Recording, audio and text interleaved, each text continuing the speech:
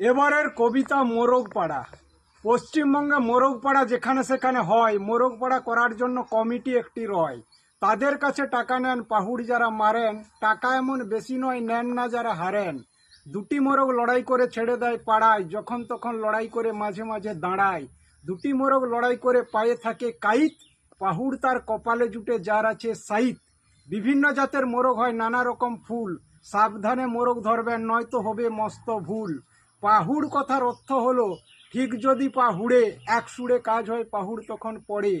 জিতকারের আনন্দ হয়, হারের হয় শোক, দেখার জন্য উপস্থিত থাকেন শত শত লোক। কাইত যারা বেঁধে থাকেন তাদের কাইতকার বলে, পাড়ায় তারা এসে থাকেন কাইত বাঁধবেন বলে। কাইতকারও টাকা নেন যার মোরগ জিতে, তাদের জন্য পাড়া হয় গ্রীষ্ম বর্ষা শীতে।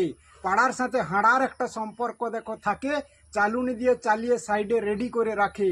দুঃখ কিংবা আনন্দ পেলে হাঁড়ার জল খান, সকল কিছু ভুলে গিয়ে বাড়ি চলে যান। মোরগ পুষুন, মোরগ কিনুন, মোরগ পাড়ায় যান, হারুন কিংবা জিতুন, আপনি আনন্দ করে খান। নমস্কার।